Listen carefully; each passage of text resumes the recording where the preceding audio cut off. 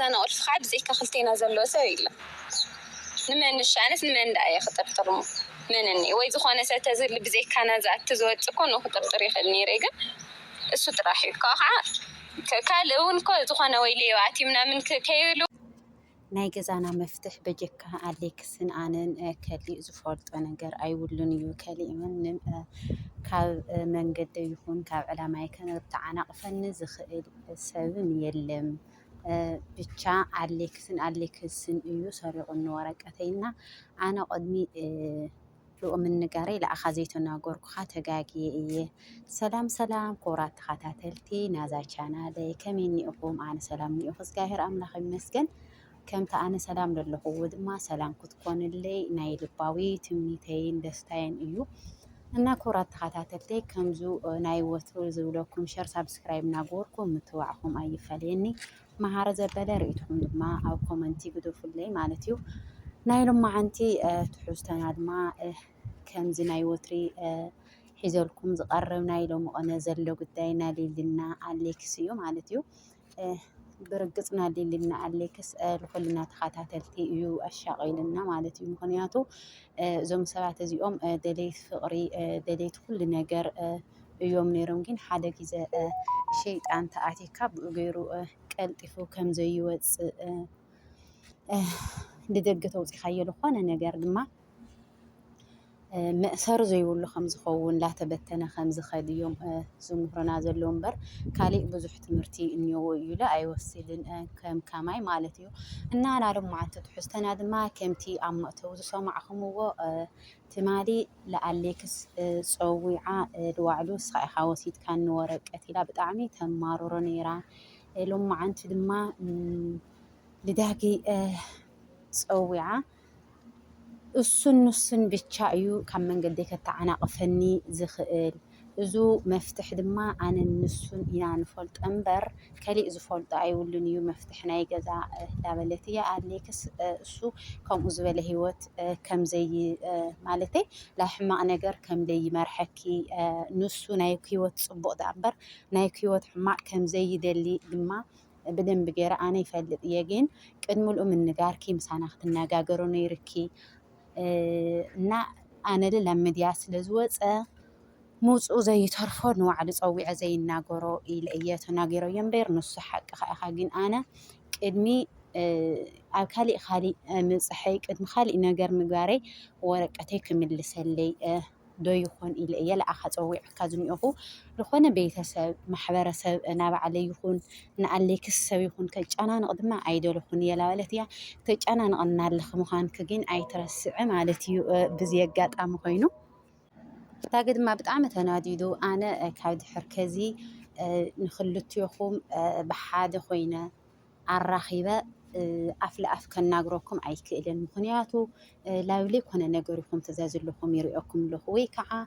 ዓውይነ ሰብ ፀዊዐ ክሽንግለኩም እንተይለኮይነ ኣነ ምንም ክገብር የኽእል ካብ ቃዕመይ ልላዕሊ ኮይንኩም ይኹን ካብ ቃዕሙ ልላዕሊ ከም ዝኾኑ ላተናገረ እዩ ማለት እዩ እስኹም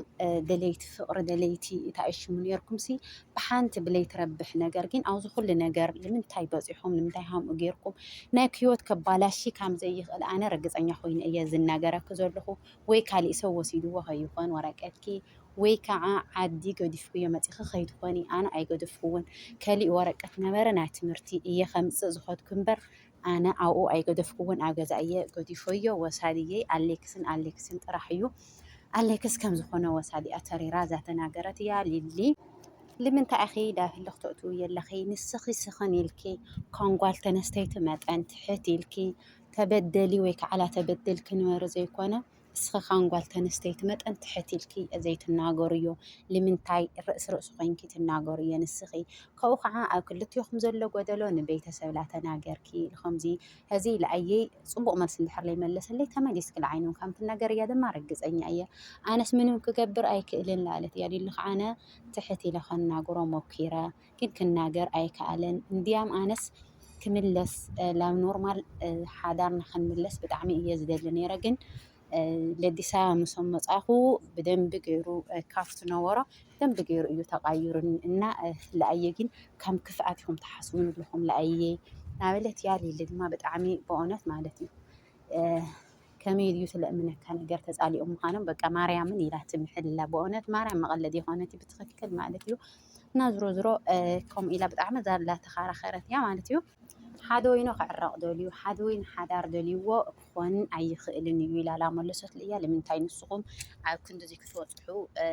أي مثلا نعملو جين لا توينتفكم لعلي بصيحكم عمدي عزوز أنا جرك عترو يلخي لتحدي يقال تحدي يقال تهاله عملي كنا نجرب نتوسح لهم جين لمن تاي كولات اللي ما أنا بيني دري حدار كم يجرو خوني خل حق المية ندحر نص زي دلي قينو حادث بينو بحنتي إذا تقعو لقن نجار يلن كل خاتة دلالي خاطر راح يو حدار سمر تيلا جين بتعمي لا تنادت يا بقى تحلفي ورقتي لا بلات مالتي جين بمنتاي مخنياتيو ورقتها كم زيجروا بمنتاي مخنياتيو ندعي كرد أناي كالن كالي ميتاف أنا نسخن كوينا لو من نايين أنا نسخن كوينا لو من نايين أجن كسب معي كالن نال من تاي بنوع على النجار اللي يسرح زي الأي لمن تاي تعنى فني لأي لمن تاي نورتي يوسدني شكر يولن وسيدو وتخوينو أنا كسيلا خن كراداد ويجن نسخم كفتني أخو عزقتي كتوتني أخو تسب بيتسب جارنا ديو بالخان يكون جارنا ديو كن عرقكم كن فتننا أنا سليفتن هو أيكون كن لوم مني يا كدي سبعة لدي سبعة تملي سون ولا تيجي لأن تعرق تيلول هو زم جمرة ريحاني خامي جرا كم بصوع هو اللي صوع يعني را كن كاو جزءنا حمول سيخا تمهر حادثة كعرق تايش مسلا زي ولو لأي علامة كبالاش سلا زلو يكم زي زجبر لما لعلتيا زرو وداي لا ترارت يا تخزلا مالتيو هذا كتعنا قفا أي نورن كاود ما بزح كندو زي لأكل لمديا كوز أي نورن مالتيو كم كامي كم زي نجار أون حدا كوداي لما يدخلوا زوتلها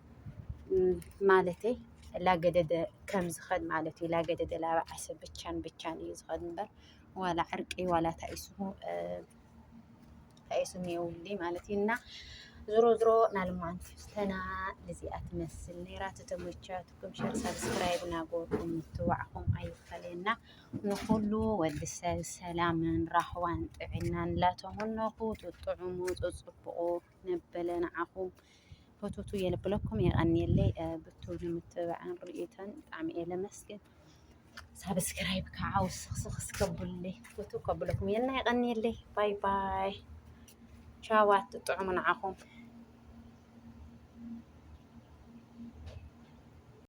أنا عاوز يكفل لكم يبغى يتحسن خصاص ما تأكل سنايد الطعمو نعقوم باي